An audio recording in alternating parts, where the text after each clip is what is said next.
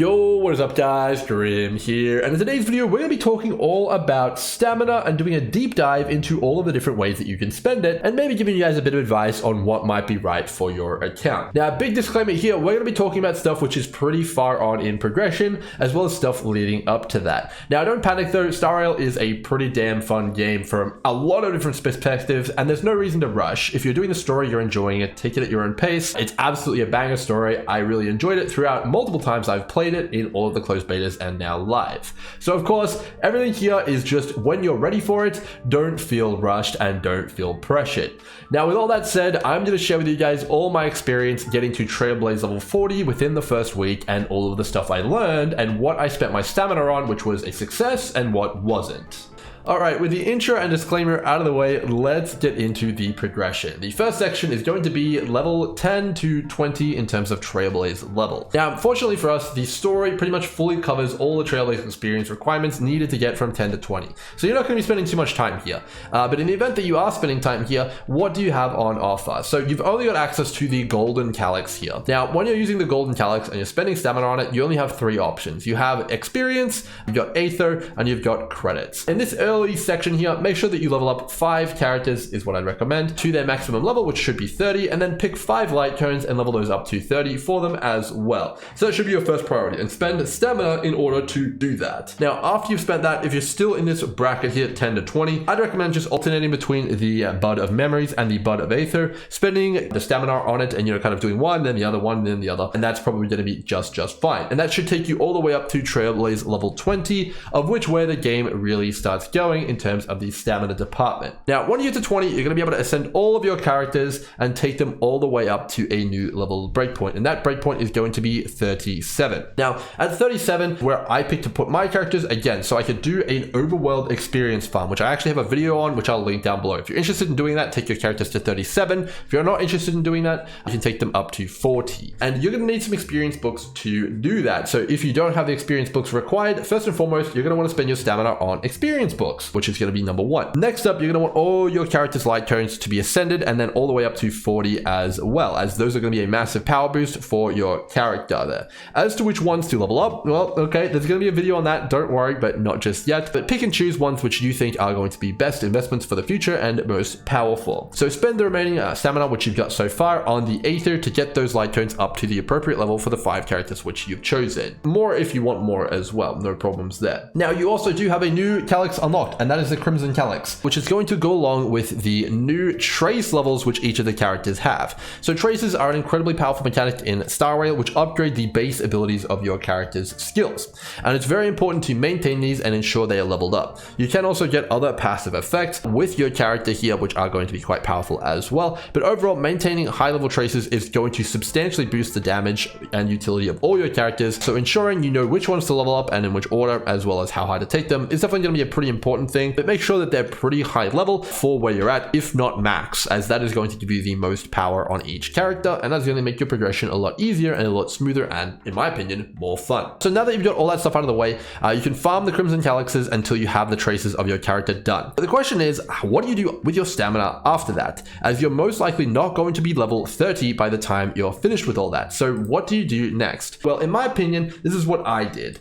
So I had all this stamina left over to get to Trailblaze level 30, and I had no idea what to spend it on. So I made a plan, and I understood the following. So using the overworld experience farm, I was able to acquire experience outside of using stamina. So I decided that I would lower the priority of experience, at least in my gameplay. If you're not doing the overworld experience farm, you can raise that straight back up, as you will need quite a lot more experience. But if you are doing the overworld experience farm, you can get that from somewhere else. So I decided that I wasn't going to spend my stamina on experience, me personally. Then I moved on to the next option, was going to be credits. Now, credits is a pretty big deal. In Genshin Impact, Mora is one of the biggest limiting factors in the game. However, from playing closed beta, I understood that there is actually a lot of ways to get credits outside of spending stamina as well. You can get hundreds and thousands of credits from farming Simulated Universe each week. There is actually a weekly kind of like farming session that you can do in Simulated Universe, which gives you an absolutely massively truckload of credits every single week that you can do as well. Now, again, that's a grind which is in a similar vein as the overworld farm. That's just for people who are are super duper dedicated and interested in spending a bit more time in the game. So if you're not interested in that, credits isn't necessarily a bad option, but for me, I wasn't as interested in farming credits as I knew I could get them from another source. But as for Aether, Bud of Aether, now these ones were particularly interested to me. And spending my remaining stamina on 20 to 30, this actually had a pretty high priority for me because there is no other way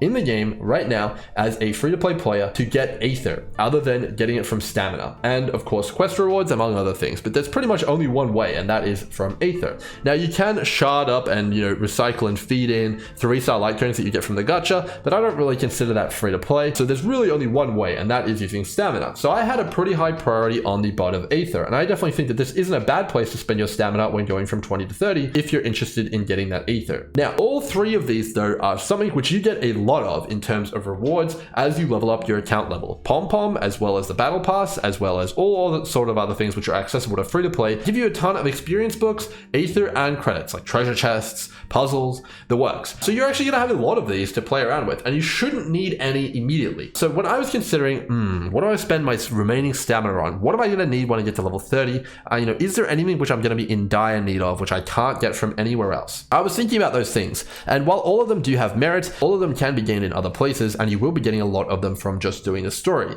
But you know what you're not going to be getting a lot of, and which you can't necessarily get from other places, and that is trace materials. So I decided to spend my remaining stamina from getting from, like roughly 25, 26, all the way up to 30 in terms of my progression on additional trace materials. So for the 5 characters that I had, I was leveling the Trailblazer, I was leveling March, I was leveling Sele, I was leveling, who else? Sobel, and I was also leveling Natasha, those 5 units. Now I'd already maxed out their traces for the equilibrium level that I was at, but I knew that I was going to have to level those traces up a whole lot more when I get to the next equilibrium level, and I knew that I was going to have to spend my stamina to do so. Now I think, as I mentioned earlier, you can get trace materials from a few other places, but they're not renewable. Now in the overworld shops, which you can access in Boulder Town, as well as the main central Starskiff Haven here, like for example here, Jules Pagoda, as well as the Herder Space Station, which you can go ahead and jump over here and see, internal purchase officer, you can purchase trace materials. But again, it's quite a limited amount. So I was like, okay, well, I'm definitely going to be needing some trace materials when I get to level 30 and a higher equilibrium level. So I decided to spend my remaining stamina on farming just those extra. I was going to go ahead and I was going to farm pretty much one of each per rotation. So when I was spending my stamina, I was like as follows. I want to spend 2 lots of stamina on the shield, as I have 2 preservation units. Then I'm going to spend a lot of stamina on the spears, then 1 set on the abundance, and then 1 on the keys. And then I would go back to the shields and rinse, repeat. And I did this until I got to Trailblaze level 30. Now, upon hitting Trailblaze level 30, I had a very nice surprise. I would level up my count and my equilibrium level, and I would take my 5 units, and I'd easily be able to get them all to my new goal of level, which was 47. 50 if you're not doing the overworld XP farm. That was no problem. I did that all with the pom-pom and the battle pass rewards. I didn't actually need to farm the experience books. So that was just great. No worries there. I took my light cones, I sent them all, and that was no problems either. I had enough of the Aether from my pom-pom or my battle pass rewards to take them all up to 50. You know what I just had enough of, and I was glad that I farmed? The trace materials. I was able to take all my characters' traces all the way up to their new maximum because I had done that farming on the trace materials, and they were all fully maxed out, and I was able to blitz all the content right as I got to new equilibrium level. Now it is worth noting though that there is a new element that is introduced at equilibrium level 2, and that is the stagnant shadow. The stagnant shadow are required to be farmed to level up your characters in terms of new ascension levels. They're absolutely something that you're going to want to consider from this point moving forward. Now when you first hit equilibrium 2 at Trailblaze level 30, you're going to need to farm a small amount of these for each character that you want to ascend. So for a 5-star like Sailor, you're going to need 3 of her material, which is the quantum one, which is actually a total of 2 runs as they drop 2 per run. And for 4 stars like Dan Hang, you'll need 2 of his essential material, which is the wind one here. So it's just 1 run.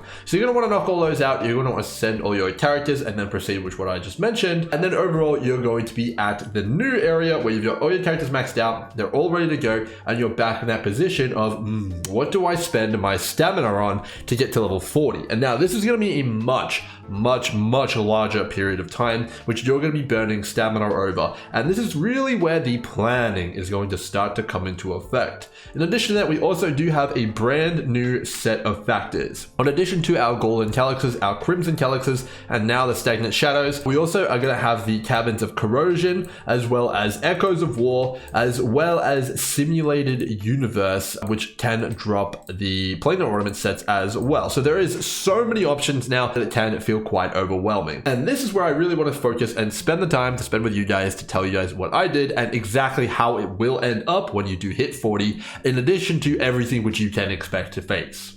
Alright, let's go over what I did first and foremost, and then we'll go over what I think is probably a little bit better, but you guys are going to learn from both of these and take what you want and then apply that to your own account and your grind from 30 to 40. So it's fair to say that the grind from 30 to 40 is going to require quite a lot of stamina, and you're going to have a lot of time and thought to process and plan all of that out. And it's definitely going to pay off in the long run if you spend your stamina on things which you find to be valuable. Now, let's get into what I found to be valuable and a bit of the thought process behind that. So kind of building on what we discussed earlier, I already knew that I was going to be doing my XP farming route, so I valued the bud of memories here, the XP route here, pretty low. I wasn't interested in farming the XP from my stamina here because I knew I was going to get that pretty much anyway, and I already had a ton of books banked up from getting all the chests as well as pom-pom and all sorts of stuff like that. I still had plenty of them left over, so I wasn't interested in that. By the time I hit 40, I actually had over 200 purple books, so I think that that was definitely a pretty right call for me, at least on my account. So I wasn't too interested in that, and I feel like that was pretty fine in the long run. The next thing which I wasn't too interested in was credits. So as I discussed earlier, there's a simulated universe grind, and I was doing that grind, so I wasn't too interested in credits either. So I wasn't going to spend my stamina on that. Now, it actually turns out that I ran out of credits when I hit 40, but we'll get to that in a second here. I ended up with 2.2 million credits when I finally hit 40, and that was not enough. Do I think that farming the bud of treasures would have changed that? Probably not. You need a lot of credits when you hit 40 if you're trying to upgrade a lot of stuff. So overall, I don't regret my decision to neglect the bud of treasures either.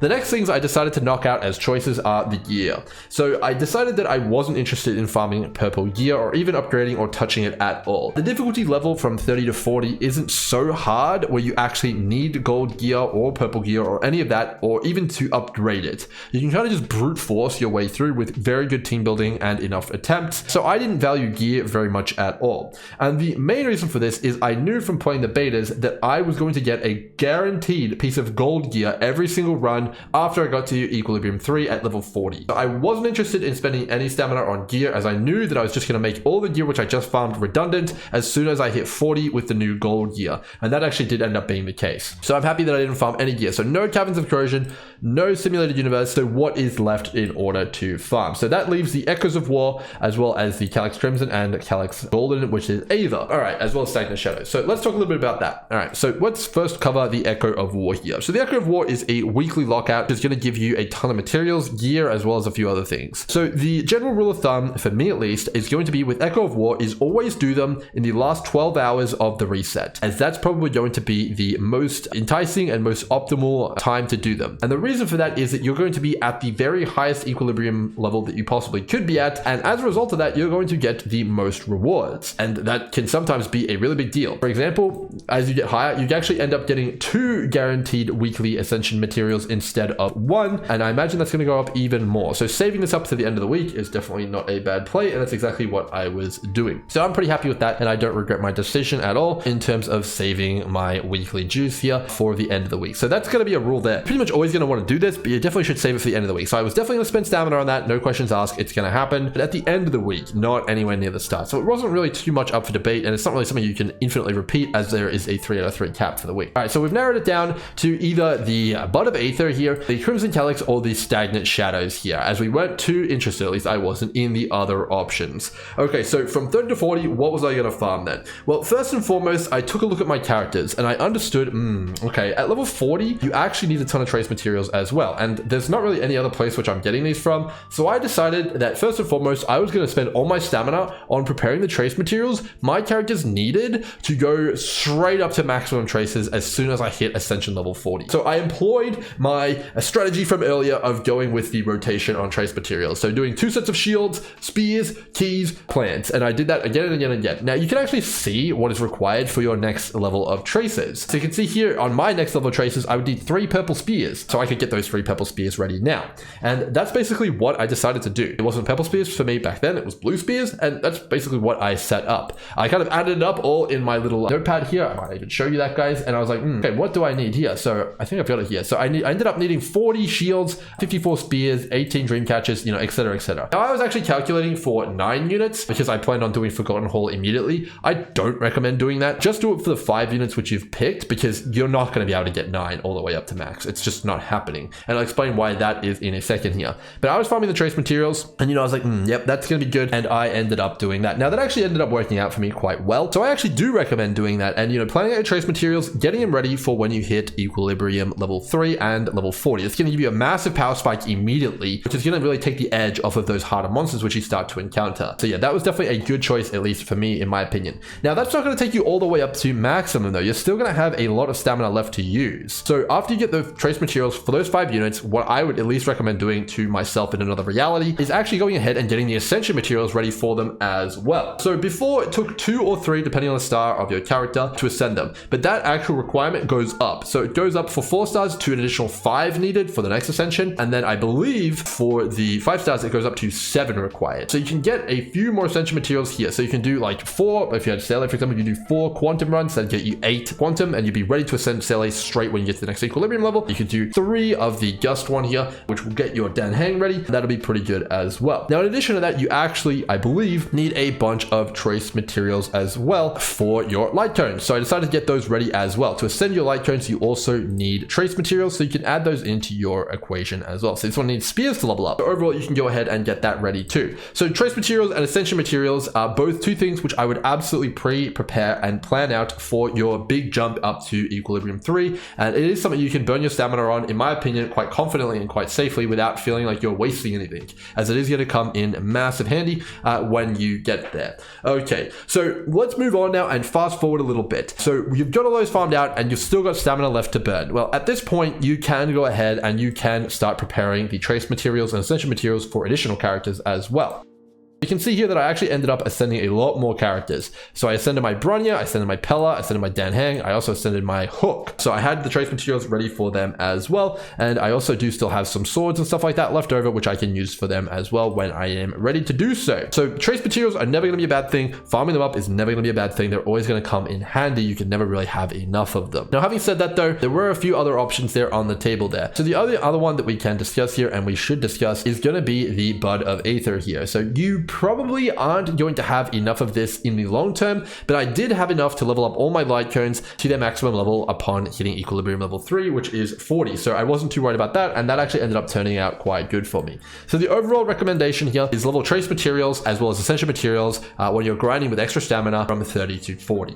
Alright, so we've talked about what ended up being pretty optimal and what I ended up doing, but let me tell you a little bit about how things actually turned out for me. So I went in with a grand plan that I was going to be able to ascend 9 characters, level them up, level up their light cones, and level up all of their traces. And I thought, yeah, I've got this. And I ended up actually getting all the materials I needed, at least I thought I did. I was unaware that traces actually, in fact, can level up twice when you hit equilibrium level 3. So I actually only had less than half of the trace materials I ended up actually needing to level up any of the characters. So I went from planning 9 characters to level up to max to just being able to do 6, which definitely was a little bit of a shock. I wasn't expecting that many traces and that many materials that I needed, but it only further doubles down and emphasizes exactly what we're talking about. You need a ridiculous amount of trace materials to get everyone's traces to where you want them to. And I haven't even leveled up everyone's traces all the way. So you can see here I left Cele's basic attack down level low, as well as, you know, some other things a level low. You're gonna have to do that because you just need so many damn trace materials, man. It's crazy. All right, so that was the first big shock. Now I'm happy to report that I had plenty of XP books as well as plenty of ether canisters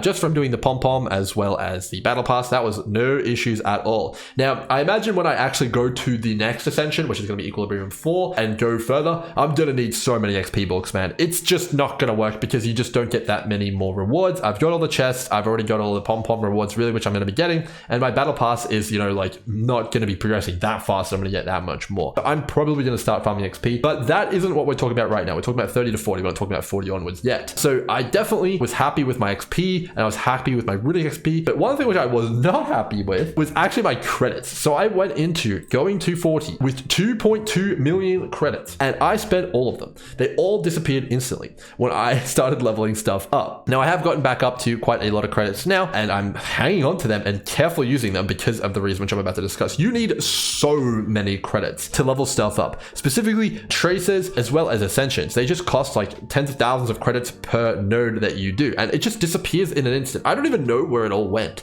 It just disappears very, very fast. So overall, I did not have enough credits, and even though I was doing the simulated universe farm and I was being pretty picky with what I wanted to level up, didn't have enough. So that is definitely going to be something I'm going to be prioritizing, trying to watch out for and trying to find more additional ways to get, just because yeah, credits are pretty important and you can't really level up anything without them. And of course you definitely need to level up stuff, and they are the universal currency. So I'm definitely going to be looking into more ways to get more of those credits because I'm pretty interested in that. But yeah, that was a pretty limiting factor there. In terms of the Ascension materials, this is actually the only thing which went perfectly right for me outside of the experience and the Aether canisters. I had enough Ascension materials to level up everyone to the next Ascension level. So all the characters I wanted to ascend, I was able to ascend just fine, no problem. And, you know, that was just great. You know, overall, happy with that. So the TLDR overall for me is, do I regret not farming gear? Absolutely not. I've now got to a place where I've actually already got some gear, which I'm happy with. You know, I got some crit damage on this helmet, and I'm already farming gear. I'm feeling good, and all of this gold gear is instantly replacing all the purple gear, which I ever had or ever will have. So pretty happy with that decision. Pretty happy with my decision to skip XP, as well as, you know, maybe a bit unhappy about the credit situation, but I don't think that farming that would have actually done anything. Very happy with my decision to farm traces. Wish I farmed even more of them, to be honest with you, and pretty happy with my decision to farm Ascension materials. The only thing which I really wish I did differently is I wish I farmed the material for 5 or 6 characters instead of 9. You know, I was getting a little bit too ahead of myself, I think, with the Forgotten Hall stuff here. You need to focus on fewer characters, at least to begin with, and then also I'd probably save up, you know, and really focus on gear. Right when you get to 40, focus on gear, as you probably do want to get some gold pieces, as it's really going to help you in Simulated Universe, as well as Forgotten Hall and all of that other stuff like that. The power jump from purple to gold is immense. So yeah, definitely going to be doing that. So hopefully this has assisted you guys in some way, shape, or form, giving you guys the lowdown on my thought process, as well as what I ended up doing. I hope this has guided you a little bit and you guys have a bit more information to add to your arsenal to maybe what you want to do in terms of your own account. Remember, there's no wrong answers, and it is a single player game. You get to play it how you want to play it, and that is the main part of the fun here. Hopefully you guys have enjoyed the video. If you learned something new, try and subscribe. It would really help me out. But until then, next time, cheers.